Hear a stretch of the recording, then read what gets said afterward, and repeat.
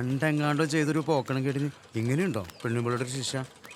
ജീവപര്യന്താണ് 14 വർഷമല്ലേ ഉണ്ടാകത്തുള്ളൂ. ഇതിപ്പോ അതിനെക്കാട്ടിലും കൂടുതലായില്ലേ? ഇതേ ഞാനും കെട്ടിയോളും തമ്മിലുള്ള പ്രശ്നം. നീ ഇതിനകത്ത് കയറി കൂടുതൽ ഒരുപാട് അങ്ങോട്ട് അഭിപ്രായിക്കണ്ട. ഇതെന്റെ മാത്രം അഭിപ്രായമൊന്നുമല്ല, നാട്ടുകാർക്ക് മുഴുവൻ അറിയാവുന്ന കേസല്ലേ. പിന്നെ അതെ നീ വണ്ടി നിർത്തിയിട്ട് അവളെ വിളിച്ചേ. ടീച്ചറേ, സാവിത്രി ടീച്ചറേ, ദേ പപ്പൻചാട്ടൻ വന്നിട്ടുണ്ട് കേട്ടോ. ആ പൈലപ്പന ഇങ്ങനെ ഡോക്ടറെ കണ്ടായിരുന്നോ? വലിയ മുറിവാണോ? എന്നോടാണ് ചോദിക്കുന്നത് ടീച്ചറെ. വടി പോലും നിൽക്കുമല്ലേ, നേരിട്ടൊക്കെ ചോദിക്കാൻ മേലേ?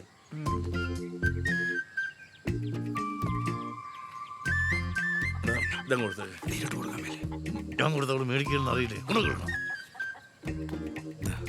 സിത്താരുടെ കയ്യിലല്ലേ കൊടുക്കുന്ന എപ്പോഴും? കൊച്ചെവിടെ തരാൻ പറഞ്ഞേ? എടാ പൈലപ്പോ, ആ ജാതി പറിക്കാറായി കിടക്കാണല്ലോ.